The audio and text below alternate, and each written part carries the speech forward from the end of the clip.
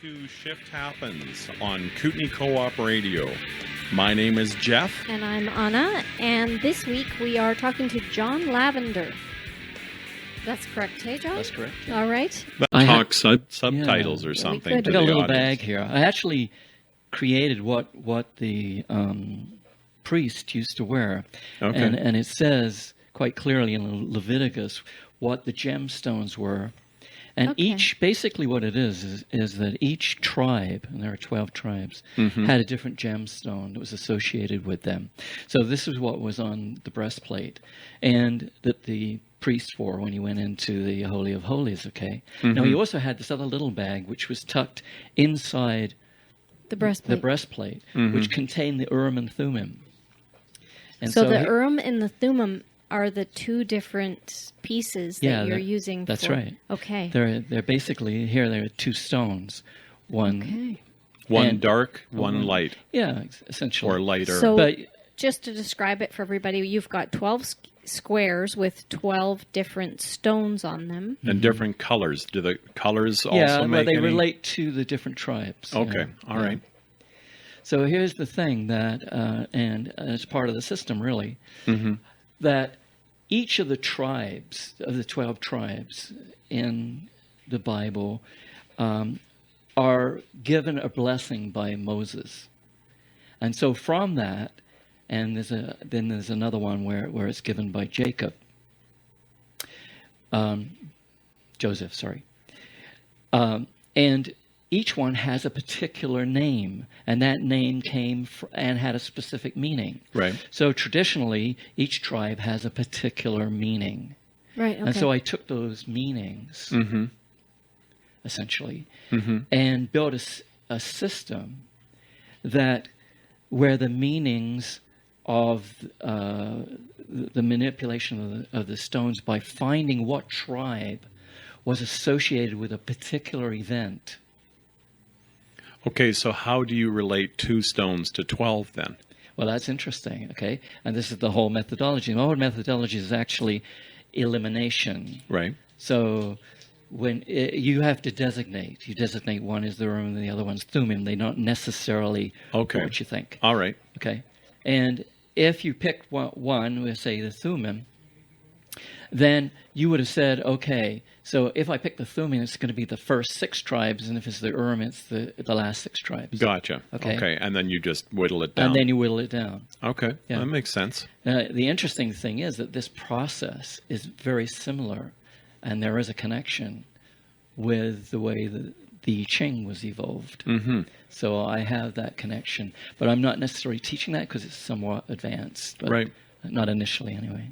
So then, okay, you take those 2 stones, you whittle it down to 1 of the 12. Yeah. And so what does that tell you? Okay, first of all, what you have is, we're saying, it came down to being Reuben.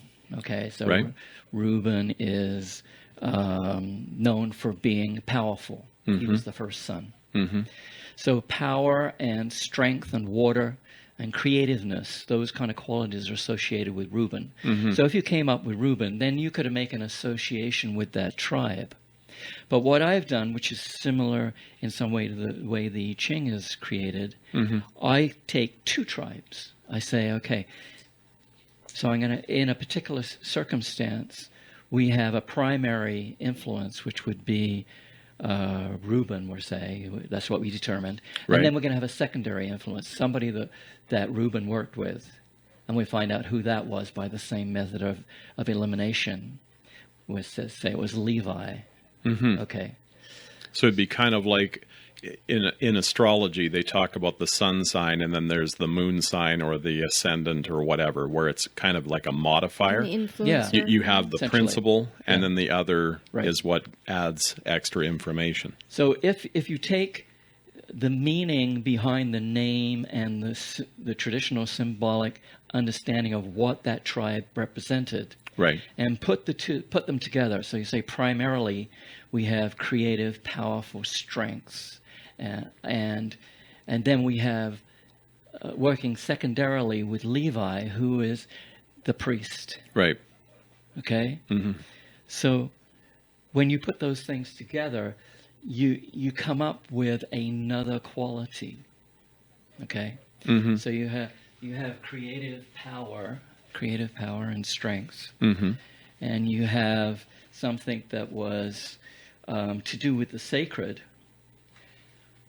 So, in my book, you would look this up, and basically what it says is a powerful priest. Okay. So Do you need light? We're No, it's kind fine. of in the That's dark okay. here. A powerful priest. So what is a powerful priest? A powerful priest is a prophet. Okay. Okay. So now I have the word prophet. So then I look into all of the Hebrew scriptures and find where the word prophet exists in a story that illustrates what it is that I'm looking into. Okay, so I come up with a text, and then that text is then analyzed into those steps that we were talking about of action, reaction. So could you apply this to, a real life situation? You have some personal issue that's going on, and I know a number of people that use some kind of method to give them an answer. And is that what you're talking about? Yeah, basically the difference here is that we actually are associating it with something that New Age people are really not that comfortable with, which is the Hebrew scriptures. Right, because they throw the baby out with the bathwater. Exactly. Right. And unfortunately, most Orthodox Christians and Jewish people probably wouldn't like that either. Right. Okay. Yeah. However, so that's the uphill journey that I'm taking. Right. Nevertheless, if you take the Hebrew scriptures and you read them as doing a theological reflection, what is the metaphor so the scripture becomes the metaphor for what it is that's happening in my life, that I need to find a connection. And depending where that word, say the word was prophet, appeared in that story, whether it could appear in the beginning or it could appear towards the end, then you know what the process has happened to bring you to this place and what the process is to take you to the next step. And so instead of taking the scripture literally, you're using it purely as a metaphor, just like you're referring to a book that is bundled in with your tarot cards or whatever. Yeah. And you're using that purely as the story and then finding the hidden meaning. Right. Based on the question that you had. It makes total sense. Yeah. I mean, you don't I'm not going to burn you at the stake. No, you don't have to say, well, I don't believe that this it was a story about some kind of miracle that took place. I don't believe that. Right. Yeah, but that's not what's being said. What's being said is you have to question yourself on that. Okay, I don't believe that. Okay, why don't I believe that?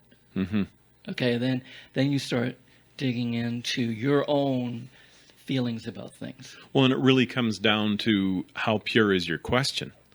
Of course. Right? Yeah. I mean, if you're a seeker, if you're trying to understand something and you're not getting clarity or you need more clarity, then using a tool like this where you're very clear on what the question is and you're clear on following through based on what the answer is, because that's another element, right? Yeah.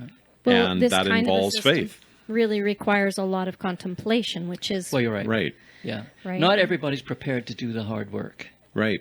And I have to. I hope my wife is listening to this, but she would like me to say, "Just tell me the answer." Right.